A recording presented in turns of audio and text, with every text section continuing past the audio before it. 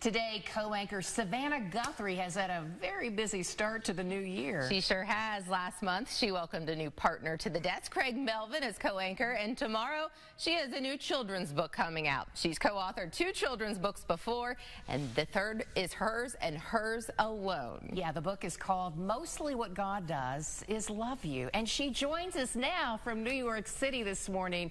Hi there, Savannah. Hi, Susan. Hi, Martina. Hello. It's great to see you guys. Yeah, thanks for doing this. Yes. So talk to us about your book. What is the main pleasure. message that you're trying to teach your readers?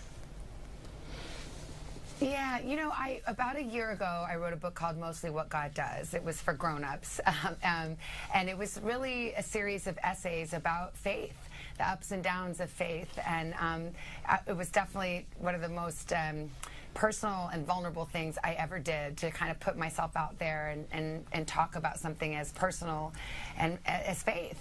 And at the same time, I was approached about doing a children's book, and honestly, I felt like this message translated so well. This idea that, you know, all of us probably have a lot of questions about who is God, where is God, what does God think about me, or the choices I've made.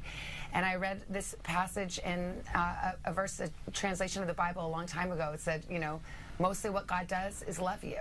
And that always stuck with me. So that was the book I wrote about a year ago. And I thought, what a great message for kids. You know, I'm a mom of 2 kids, and I'm always trying to, you know, make God a part of our lives and our conversation. And so I'm hoping that this is just a gentle way for kids, and also moms and dads reading this book, to them to just remember their place in the world. And I think God really makes these concepts work together. It's like the world is so big and we're so small, but we're not small to Him, and that's a big part of the book. And Savannah, I know we talk about all the time how much we enjoy reading to kids, even though our kids are getting older. Right. How do you hope adults will use this book to educate kids about God's love? Well, I hope it's the start of a conversation, and also you know, this message, mostly what God does is love you.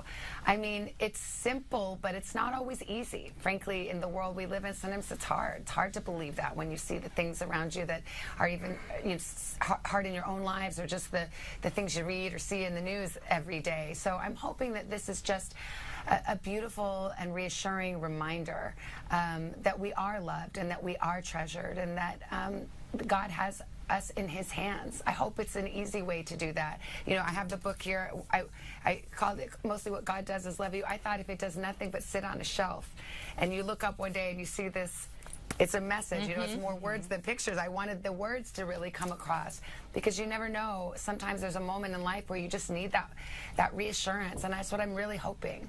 Yeah, that's a very peaceful cover there. Just looking at not only the colors on the cover, but the message that is on there, the title. And you touched on this, but how does this book connect with your personal faith journey with your own family? You know, it definitely does. I wrote about this in the grown-up book. My sister always said God was the 6th member of our family when I was growing up. You know, my mom, my dad, and my 2 siblings. So we were a family of 5, but she said with God we were a family of 6. And I always loved how she put that, and I know what she meant. It was about trying to make God a part of our consciousness, of our conversation, of our lives, of our everyday. And really, it is a relationship. And so that's just something I'm trying to pass on and share with my kids. I mean, I'm from an interfaith household. My husband is Jewish, but we know that we want God to be a part of this conversation. I always feel like, as a mom, it's my job to share with my kids the God that I know, and what has meant so much to me and saved me time and time again in my life. And at a certain point, you know, they're 8 and 10 right now. They're going to grow up and they're going to choose their own faith or no faith at all. And that will be their choice. We all have that free will. But I'm hoping, as little ones, and I hope the book, in a way as well, can be a useful tool to give God some space, you know, give some airtime to God. And then I always say, let Him do the rest. And that's what I was going to say, Savannah. Honestly, mostly what God does is love you. So simple, and that's even very understandable for the littlest kids. And it's such a simple phrase that can go a long way for anyone.